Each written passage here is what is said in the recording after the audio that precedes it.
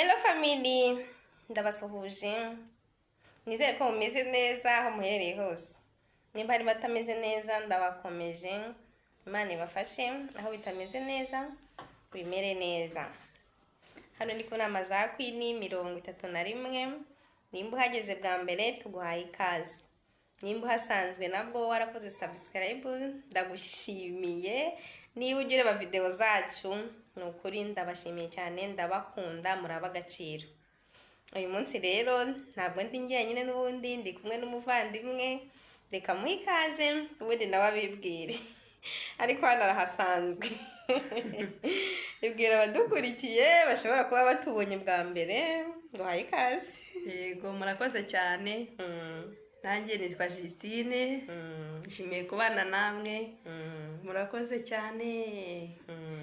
Uyu munsi tugiye kuganira n'abamama n'abapapa. Mwegere hino tuganire, mutere agatebe. Baze tubane. Yego. Tugiye kuvuga iki ku bapapa n'abamama rero? Uyu munsi tugiye kuvuga uko abamama tugomba kubaha abapapa. Tugomba kubaha abatware bacu. Abatware bacu nabo kubahwa. Nabo agaciro gakomeye pe cyane rwose. Usibye no kuba ari abagaciro kuri twebwe, naba agaciro n'imbere y'Imana buriya. Ahantu hose umugabo ahora ari umugabo uko byagenda kose. Kubizera ijambo ry'Imana, hari n'abantu nizera ko basomye Bibiliya. Niza ko abantu bo kudukurikira bashobora kuba barasomye Bibiliya bakayirangiza. Ntago nabashije kuyisoma ngo nyihere mu itangiriro nyirangize, ariko iyo nabashije gusoma ntaho nigeze mbona ko hari igihe kizagera umugabo agahinduka umugore cyangwa umugore agahinduka umugabo. Oya, ntaho nigeze mbona. Abagabo nabo kubahwa igihe cyose, ibihe byose. Naba agaciro. Naba agaciro n'ukuri. Ariko se buriya nanone uvuze uko bihita bintera gutekereza.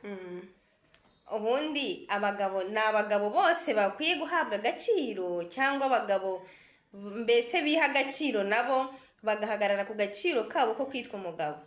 Nibo bakwiye guhabwa agaciro bonyine, kuko nanone ntabwo twirengagije ko hari abagabo nabo biyambura agaciro, bakiyambura mbese icyubahiro cyo kwitwa umugabo, ugasanga ntibakora inshingano zabo nk'uko bikwiye. Mbese ugasanga biyambuye icyubahiro cyo kwitwa abagabo. Abo nabo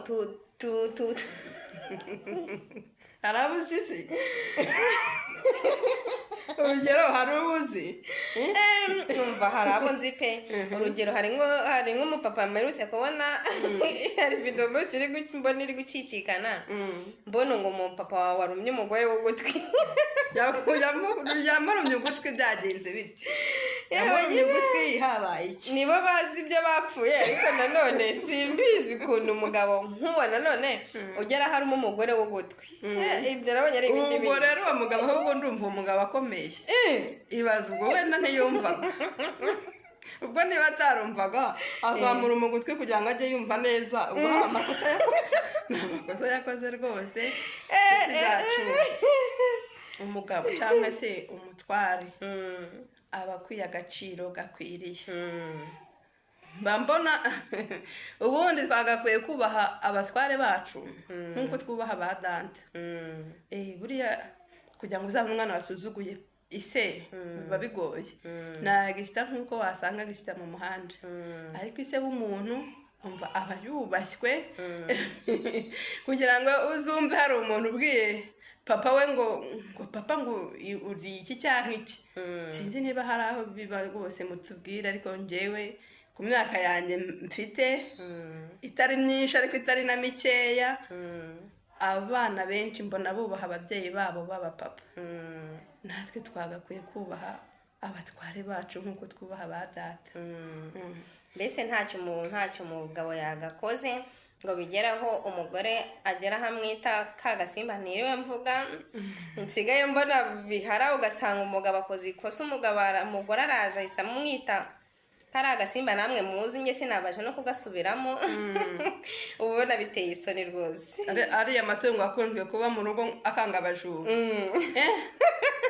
koko ugasanga nta kintu mbese umugabo yagakoze ngo bigera umugore arakara bigera ubwo amwita ririya zina mbese. ubundi twebwe abagore dukunda guhubuka dukunda guhubuka ugashiduka wavuze ikintu ukacicuza wamaze kukivuga, ariko ntabwo ari byiza. Inshuti zacu mureke twisubireho tuye dutekereza.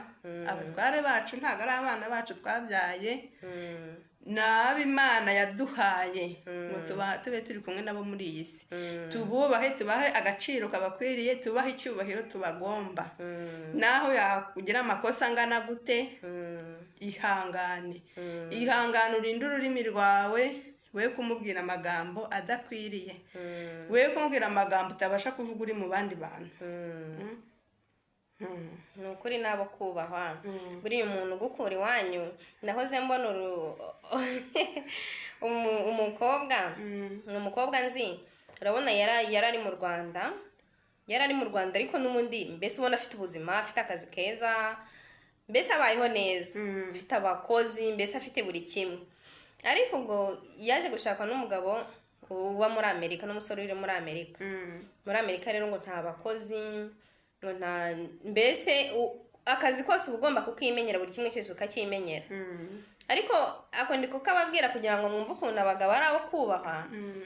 yageze ubwo nyine ava mu Rwanda asanga umugabo muri Amerika, ajya gushaka kandi ntacyo yarabuze muri Amerika, ntacyo yarabuze. hangane nguciye mu ijambo kandi ntubikunda. ntacyo yarabuze, ariko yarabuze ati ndagiye nsanze umugabo. cyane rwose. kuki umugabo atamusanze aho ngaho yari ari we? ni icyerekana ko abagabo ari ab'agaciro kandi ari abo kubahwa mu gihe cyose uko byagenda kose. kuri ni ab'agaciro. abagabo mbese badushaka tukagenda. uzi ko buriya kugira ngo umuntu akure, njye naje gusanga gukura k'umuntu ari umugabo kenshi bigiramo uruhare. buriya nubwo waba uri umukobwa uvuga ngo ufite imyaka nka 30, kumva ngo ubwo mfite imyaka nk'iyi ndakuze bihagije.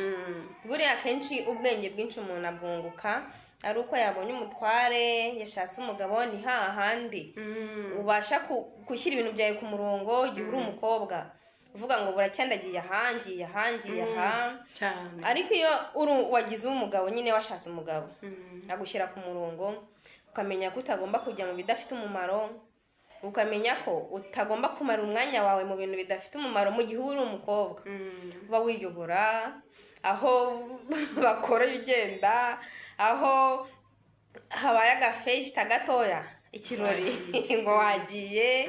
ariko iyo wagize umutware, umenya ko mbese ari umuntu ukugira inama, akakubwira ati kora ibi ngibi ntibikwiye.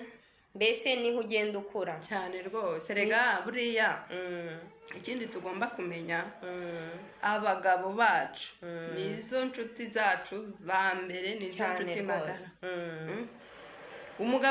uzi ko umugabo buriya akuziho byinshi no kurenza ibyo mama wawe azi. mama wawe aguheruka ukiri agahinja, aguteriye ku bibero mu myaka 5. wamusanze ugize imyaka ingahe? bene ufite 25, 18, mukabana. umugabo ni uw'agaciro muri byose. ngewe ku ruhande rwanjye, umutware wanjye mbamo nari uw'agaciro. sinzi uko nabivuga, sinzi uko nabigereranya.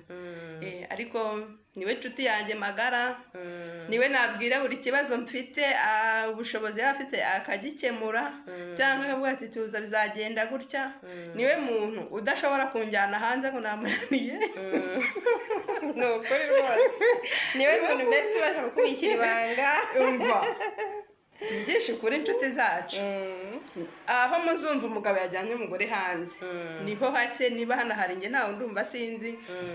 umugabo kugira ngo azajyane umugore we hanze, biba byarenze igipimo, biba byarenze ibindi pe. abagabo rero icya mbere bagira ibanga, icya mbere batwitaho uko bashoboye. ugasanga arahangayitse kurenza n'umubyeyi wakubyaye, araguhangayikiye cyane. ubwo rero inshuti zacu mureke twubaha abatware bacu nk'uko bikwiriye. no muri Bibiliya ijambo ry'Imana rirabitubwira. hari aho Yesu yahagije 5,000 muri Matayo, n'ubari Matayo 14:21 muharebe muhasome.